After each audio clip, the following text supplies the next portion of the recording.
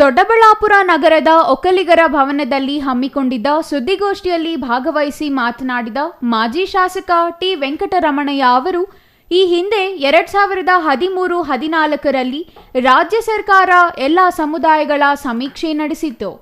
ಆದರೆ ಹಲವು ಸಮುದಾಯದ ಮುಖಂಡರು, ಪ್ರಮುಖರು ಸಮೀಕ್ಷೆಯನ್ನು ಮತ್ತೊಮ್ಮೆ ಸೂಕ್ತ ರೀತಿಯಲ್ಲಿ ಮಾಡಬೇಕೆಂದು ಮನವಿ ಮಾಡಿದ ಹಿನ್ನೆಲೆ ರಾಜ್ಯ ಸರ್ಕಾರ ಮತ್ತೆ ಸಮೀಕ್ಷೆಗೆ ಮುಂದಾಗಿದೆ. ಸಮೀಕ್ಷೆಗೆ ಸಹಕಾರಿಯಾಗುವ ಅರ್ಜಿಗಳನ್ನು ಆಶಾ ಕಾರ್ಯಕರ್ತೆಯರು ಪ್ರತಿ ಮನೆಗೆ ತಲುಪಿಸಲಿದ್ದಾರೆ. ಇದೇ ತಿಂಗಳ 22ರಿಂದ ಸಮೀಕ್ಷೆ ಆರಂಭವಾಗಲಿದ್ದು, ಮಾಹಿತಿ ಪಡೆಯಲು ಮನೆ ಬಾಗಿಲಿಗೆ ಶಿಕ್ಷಕರು ಬರಲಿದ್ದಾರೆ. ಈ ಸಂದರ್ಭದಲ್ಲಿ ಮನೆಯ ಮುಖ್ಯಸ್ಥರು ಹಾಜರಿದ್ದು ಸೂಕ್ತ ಮಾಹಿತಿಯನ್ನು ಶಿಕ್ಷಕರಿಗೆ ಕೊಡುವ ಮೂಲಕ ಜಾತಿ, ಶೈಕ್ಷಣಿಕ ಹಾಗೂ ಆರ್ಥಿಕ ಸಮೀಕ್ಷೆಯಲ್ಲಿ ಭಾಗವಹಿಸಬೇಕೆಂದು ಮನವಿ ಮಾಡಿದರು. ಇವತ್ತು ಘನ ಸರ್ಕಾರ, ರಾಜ್ಯ ಸರ್ಕಾರ ಜಾತಿ ಗಣತಿಯನ್ನು ಇವತ್ತು ಇಡೀ ರಾಜ್ಯಾದ್ಯಂತ ಅದನ್ನು ಮಾಡಬೇಕು ಅಂತಂತ ಹೇಳಿ 14-15ರಲ್ಲಿದ್ದಂಥ ಸರ್ಕಾರ ಸಹ ತೀರ್ಮಾನ ತಗೊಂಡಿತ್ತು. ಅಂದು ಜನಗಣತಿ ಮಾಡಿದಂಥದ್ದು ಯಾವ ಸಮುದಾಯಕ್ಕೂ ಅದು ಇಷ್ಟ ಆಗಿರಲಿಲ್ಲ. ನಮ್ಮದು ಕಮ್ಮಿ ಇದೆ ಅಂತೇಳಿ ಗೊಂದಲ ಆಗಿತ್ತು.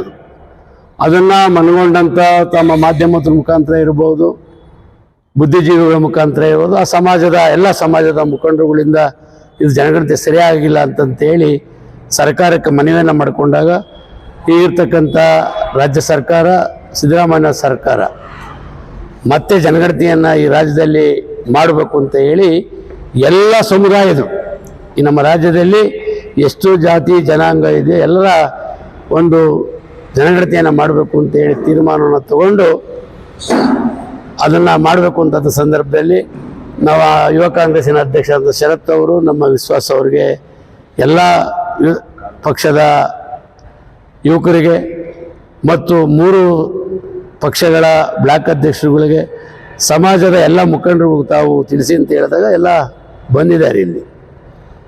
ಅವ್ರ ಜೊತೆಗೆ ತಾವು ಮಾಧ್ಯಮದವರು ಸಹ ಸಮಯ ಕೊಟ್ಟಿದ್ದು, ತಾವು ಬಂದಿದ್ದೀರಿ, ಭಾಳ ಸಂತೋಷ. ಇದರ ಉದ್ದೇಶ ಇಷ್ಟೇ. ಇದು ಜಾತಿ ಗಣತಿ ಅನ್ನೋದು ಆ ಒಂದು ಸಮುದಾಯಗಳ ಒಂದು ಸ್ಥಿತಿಗತಿ ಬಗ್ಗೆ ಈಗ ಆಲ್ರೆಡಿ ಘನ ಸರ್ಕಾರ ನಮ್ಮ KPTCL ಬೇಸ್ಕಾಮನ್ನಿಂದ ಮೀಟ್ರಿಗೆ ಸ್ಟಿಕ್ಕರ್ನ ಅಂಟಿಸುವಂಥ ಕೆಲಸವನ್ನು ಆಗಿದೆ. ಈ 2ನೇ ಸಾಲಿನಲ್ಲಿ ಇವತ್ತು ನಮ್ಮ ಆಶಾ ಕಾರ್ಯಕರ್ತೆಯರು ಮನೆಗೆ ಬಂದು ಆ ಫಾರಮನ್ನು ಕೊಟ್ಕೊಂಡು ಹೋಗ್ತಾರೆ.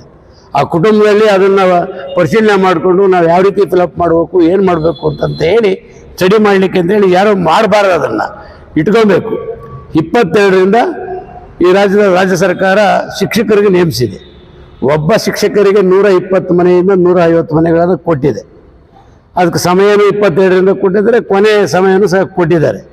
ಆ ಸಮಯದಲ್ಲಿ ಈ ನಮ್ಮ ತಾಲೂಕಿನಲ್ಲಿರ್ತಕ್ಕಂಥ ಎಲ್ಲ ಸಮುದಾಯದ ಬಂಧು ಭಗಿನಿಯರು, ಯುವಕರು, ಬುದ್ಧಿವಂತರು, ರಾಜಕಾರಣಿಗಳು ಅವರ ಊರುಗಳಲ್ಲಿ ಇದನ್ನು ಮನದಟ್ಟು ಮಾಡೋ ರೀತಿಯಲ್ಲಿ ಬಂದಾಗ ಆ ಕುಟುಂಬದ ಏನು ಸ್ಥಿತಿಗತಿಗಳಿದೆ, ಯಾವ ರೀತಿ ನಾವಿದ್ದೀವಿ, ಯಾವ ಪರಿಸ್ಥಿತಿಯಲ್ಲಿದ್ದೀವಿ, ಏನಿದ್ದೀವಿ, ಏನು ಉದ್ಯೋಗ ಮಾಡ್ತೀವಿ ಅನ್ನೋದನ್ನ ಅವರು ವಿವರಣೆ ಕೊಡಬೇಕಾಗ್ತದೆ.